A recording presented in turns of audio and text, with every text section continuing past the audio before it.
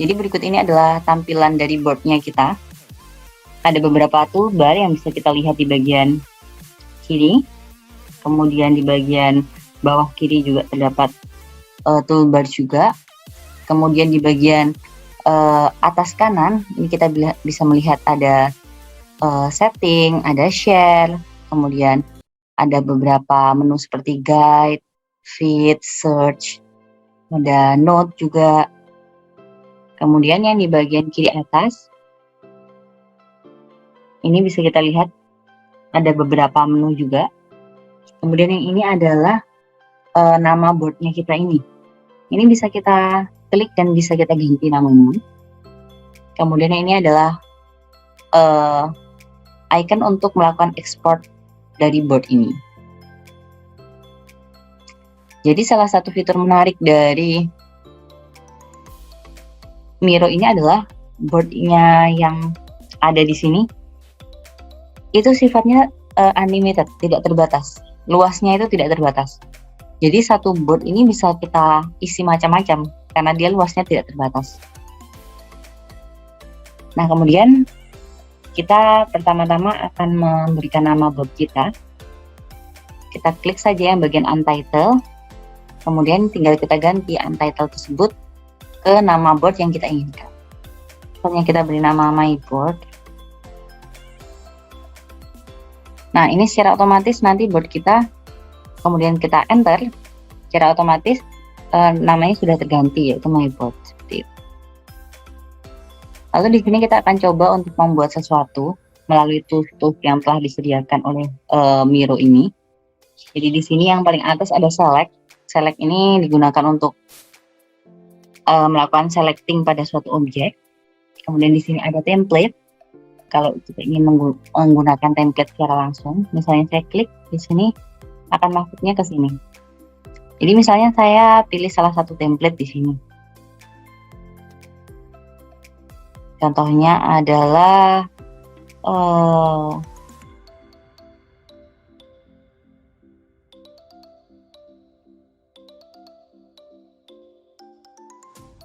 saya ingin menggunakan mainnet. Tinggal saya klik. Terus ini bisa menggunakan use prefill dan use blank template. Kalau use prefill berarti dia sudah ada isiannya seperti ini. Sudah ada tulisan-tulisannya. Kalau kita memilih yang use blank template, berarti nanti templatenya kosongan seperti itu. Misalnya saya pilih yang use blank template.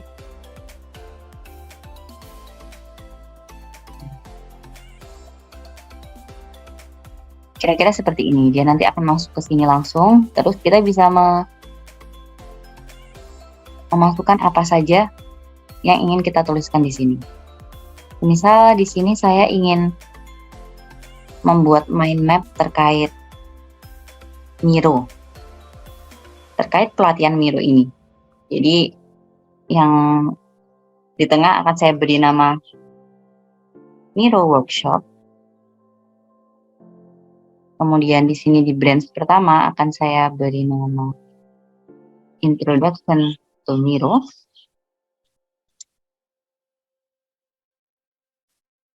Kemudian Introduction to Miro itu isinya apa saja? Misalnya isinya adalah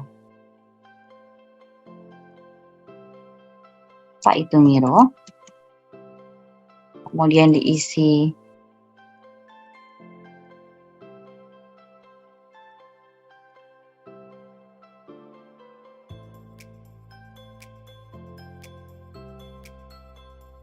spesifikasi Miro. Kemudian tanda plus ini menunjukkan bahwa kita bisa menambahkan cabang. Cabang dari yang ini spesifikasi Miro, dia punya cabang apa? Kira-kira seperti itu. Kalau ingin menghapus cabangnya, berarti tinggal kita delete cabangnya.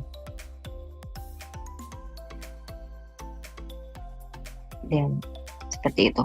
Kalau misalnya kita ingin menambahkan cabang di sini dari Introduction to Miro, berarti kita klik yang Introduction to Miro, kemudian kita plus.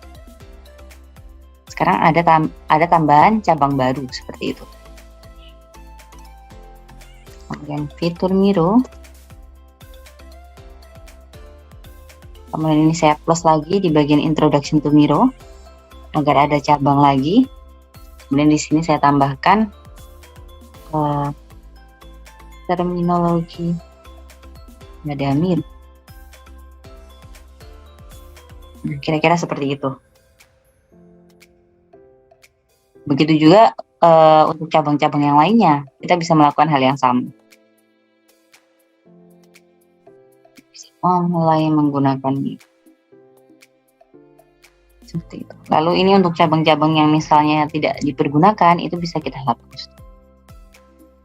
Kita pilih cabangnya, kemudian di sini akan muncul menu-menu. Kita klik yang more, yang ada titik 3, kemudian kita pilih delete. Kita lakukan hal itu untuk semua cabang yang tidak kita gunakan dari template ini.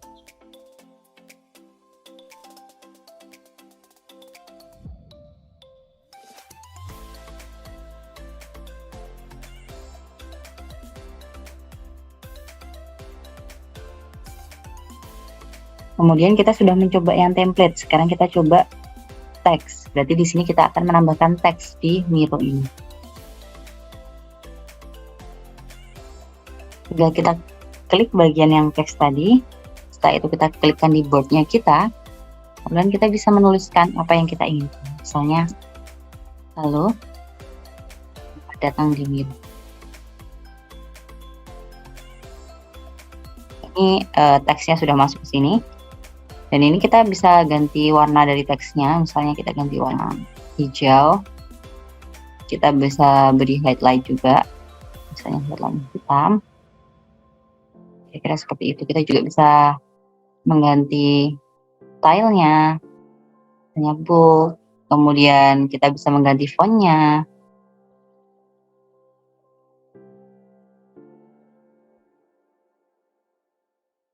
Seperti itu. Lalu di sini juga ada sticky note. Sticky note ini seperti sticky note biasa. Kita bisa pilih warna-warnanya. Misalnya saya pilih warna yang pink. Dia akan muncul sticky note seperti ini. Dan ini untuk font size-nya bisa macam-macam pilihannya. Kalau auto berarti nanti dia akan secara otomatis menyesuaikan dengan lebar dan besar dari sticky note ini. Kalau misalnya kita pilih font tertentu, ukuran tertentu, size-nya, berarti dia nanti akan mengikuti size tersebut. Misal di sini saya pilih yang auto, kemudian saya tuliskan di sini.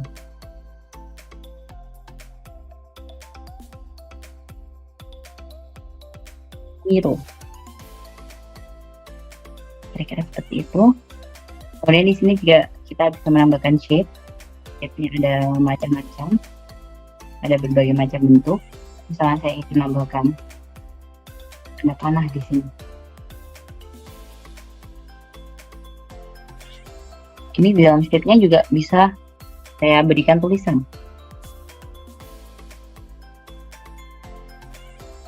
Beri warna misalnya. Warna hijau, ada highlight-nya hitam. Lupa di blok terlebih dahulu. Pilih warna hijau dengan highlight.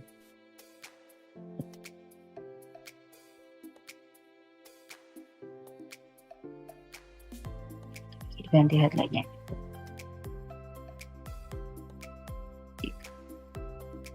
Kemudian ini juga kita bisa buat connection line. Ini bisa pilih yang undirected tanpa tanda panah, directed dengan tanda panah, atau dengan tanda panah tapi layarnya seperti ini. Ini kita pilih yang directed dengan tanda panah. Berarti kita bisa menambahkan garis. Misalnya saya menuju ke sini. Dan tipenya juga bisa kita atur di sini. Misalnya apakah tipenya itu bisa melengkung seperti ini, ataukah tipenya dia harus tipe siku, nanti akan dirubah secara langsung jadi seperti ini kalau siku, ataukah ingin yang garisnya menggunakan garis putus-putus, nanti dia bisa menggunakan garis kutu seperti ini.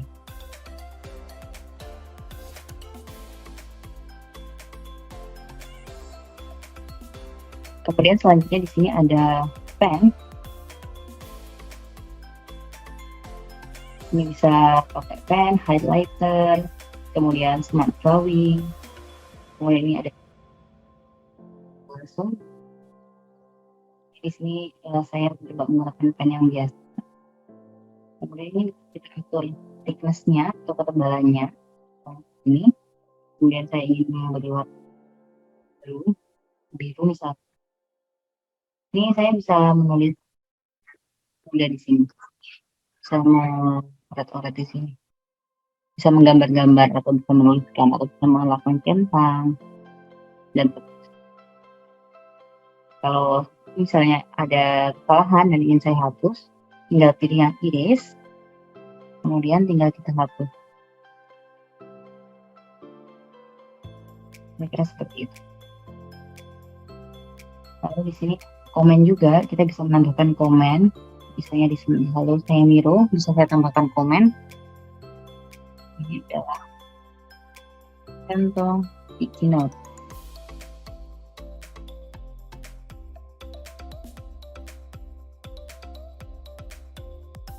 Ini ada komennya.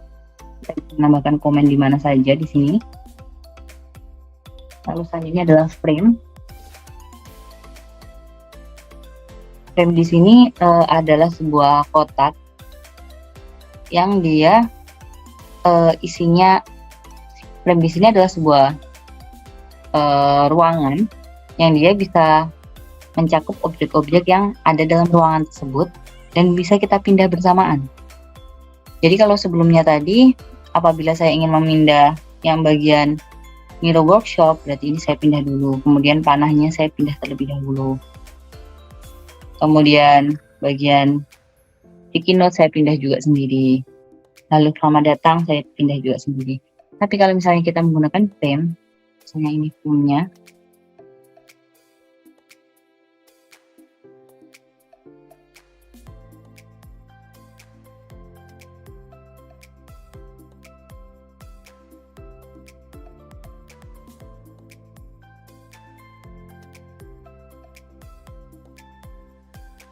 frame-nya saya besarkan, saya besarkan seperti ini dan mencangkup semua objek yang ada di dalamnya. Ketika saya ingin memindah, saya tinggal memindah frame-nya. Nah, semuanya akan langsung terselect seperti itu. Nanti Bapak Ibu sekalian bisa menggunakan frame ini untuk misalnya mengajar kelas yang berbeda. Jadi misalnya frame ini untuk yang kelas IPA 1 misalnya seperti itu. Ini untuk frame IPA 1 misalnya seperti itu. Nanti Bapak Ibu juga bisa membuat frame lagi misalnya untuk yang kelas yang selanjutnya, misalnya frame untuk kelas IPA 2 dan seterusnya. Kira-kira seperti itu.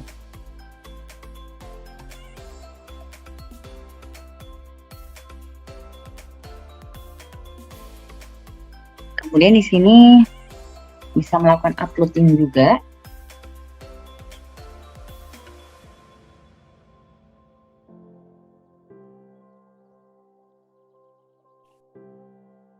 Misalnya saya ingin melakukan upload ke my device atau ke komputer saya, ini bisa saya klik.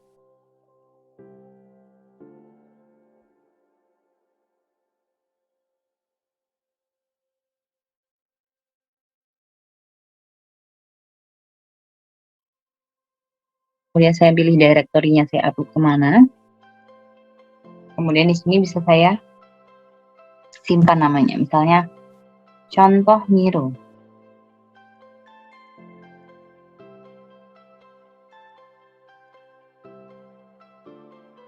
Nah, di sini kemudian kita bisa melakukan upload dari komputer kita, misalnya dari my device. Saya ingin mengupload misalnya picture.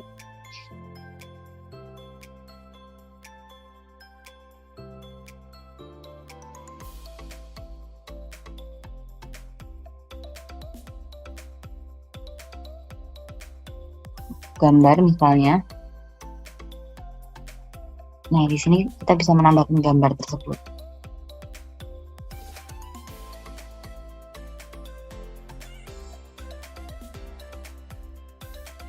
Seperti itu. Selain gambar, apa saja sih yang bisa di-upload? Ini bisa kita lihat di bagian custom file. Jadi ini ada macam-macam yang bisa kita upload. Selain gambar, kita juga bisa melakukan uploading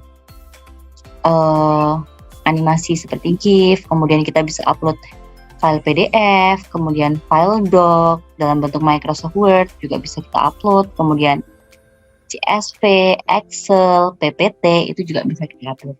Jadi di sini contohnya file PDF.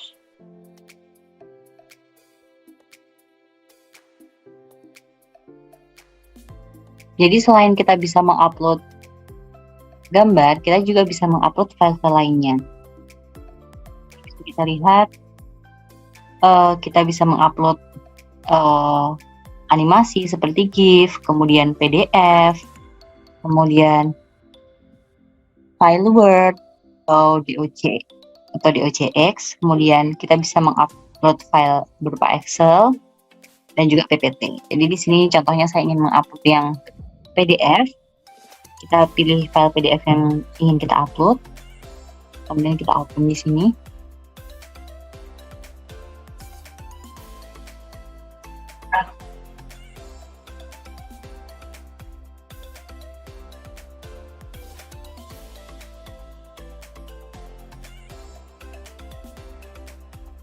Di sini akan muncul file PDF-nya kita. Apabila kita klik, kita bisa memperbesarnya seperti ini. Kemudian kita juga bisa mengganti ke halaman selanjutnya, karena ini di file PDF-nya terdiri dari 16 halaman. Ini bisa kita navigasi ke halaman selanjutnya.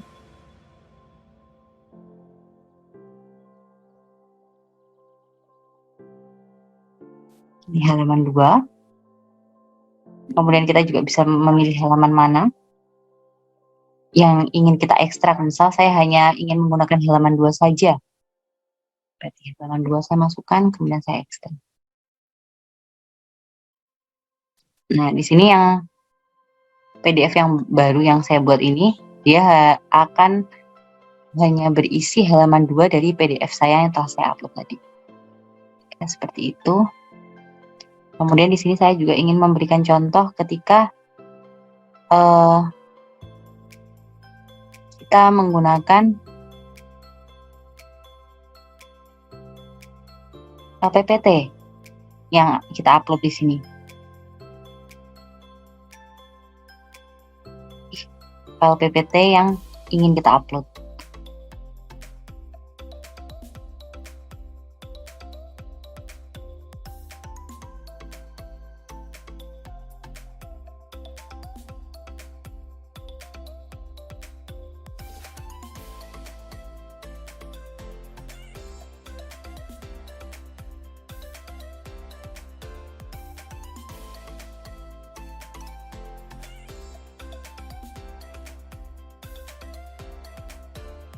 Ini bisa kita lihat bahwa ini menampilkan file PPT yang kita upload. Kemudian ini juga kita bisa ganti ke page selanjutnya seperti yang pada PDF tadi.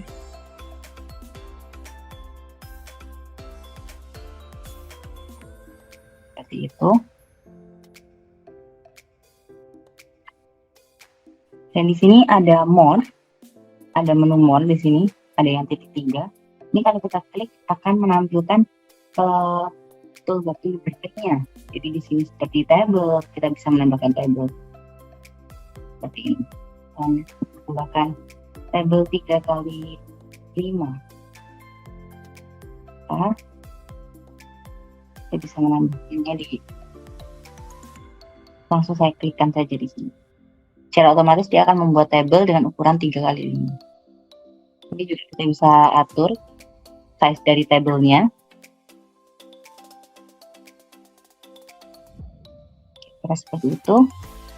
Kemudian kita bisa menambahkan emoji juga untuk membuat tampilan lebih menarik, misal bisa ditambahkan emoji macam-macam di sini.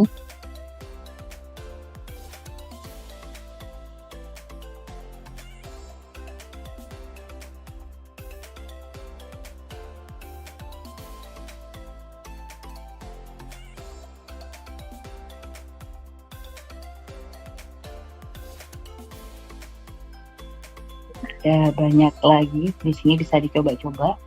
Contohnya bisa menambahkan grafik,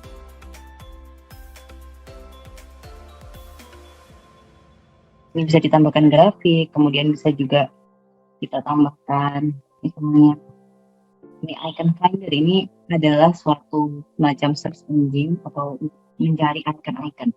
Misalnya saya cari icon dari rumah misalnya.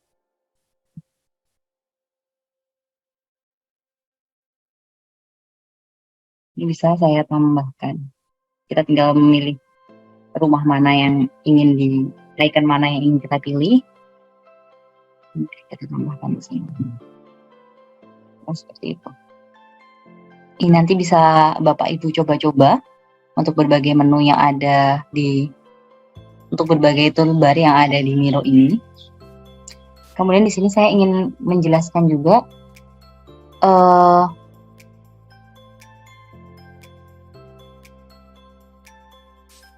keterbatasan dari Miro yang free plan ini. Jadi di sini ada beberapa fitur di bawah ini, ada beberapa toolbar di bawah ini yang tidak bisa kita gunakan ketika kita menggunakan akun yang gratis. Contohnya di sini.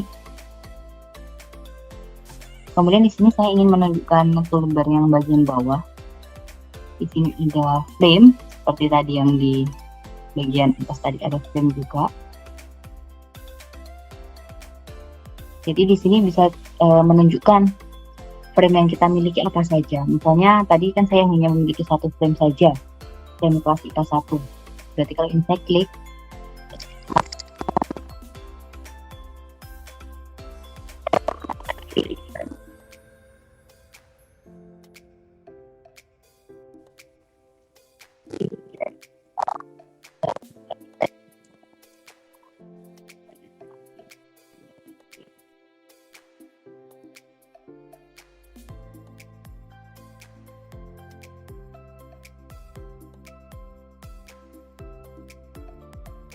kita nanti bisa masuk ke dalam mode seperti ini. Seperti ketika kita masuk ke dalam mode presentation pada PowerPoint, seperti itu. Atau untuk keluar kita bisa klik exit di sini. Lalu di sini kita bisa menambahkan komen. Melihat komen yang ada di lalu di sini kita bisa melihat komen apa saja yang ada di boardnya kita. Kita klik komen. Ini ada tulisan yang tadi komen saya. Ini adalah contoh sticky note. Kalau kita klik akan menuju ke komennya.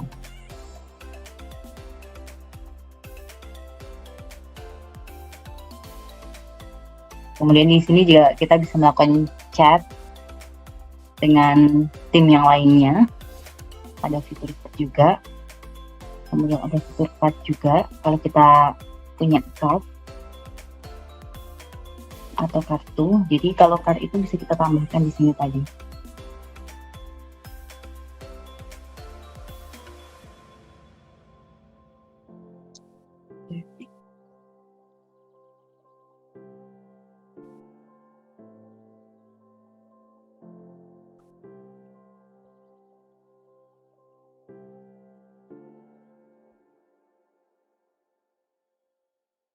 Ini adalah fitur card. Jadi di sini apabila kita punya kartu-kartu itu bisa kita lihat di sini kartu apa saja.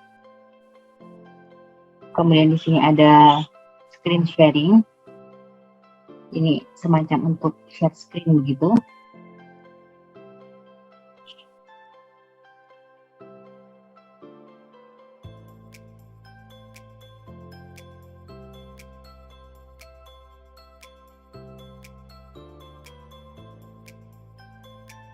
Selanjutnya ini ada voting. Voting ini misalnya dipergunakan untuk yang berbayar. Jadi untuk yang gratis itu kita tidak bisa menggunakan fitur yang voting ini. Kemudian ada fitur video chat, ini juga hanya bisa digunakan untuk yang berbayar. Kemudian timer, ini juga hanya bisa digunakan untuk yang berbayar. Selanjutnya adalah activity. Activity ini menunjukkan aktivitas apa saja yang sudah saya lakukan. Misalnya saya tadi menambahkan frame, kemudian saya melakukan editing mind map, saya melakukan editing shape-nya, itu historinya ada di sini, bisa kita lihat. Lalu di bagian sini, di bagian kanan bawah, bisa kita lihat di sini ada semacam map-nya, yang mana ini akan mempermudah kita ketika kita memiliki banyak konten atau banyak isi dalam board kita. Jadi ini untuk mempermudah navigasi saja. Semisal saya ingin menuju ke era tabel saya. Tabel saya tadi kan letaknya di atas. Daripada saya melakukan scrolling sampai atas, saya tinggal mengklik bagian ini, langsung masuk ke tabel saya. Kalau saya ingin masuk ke frame-nya saya tadi, saya ingin menuju ke frame yang kelas IPA 1 tadi, maka tinggal saya klik frame-nya.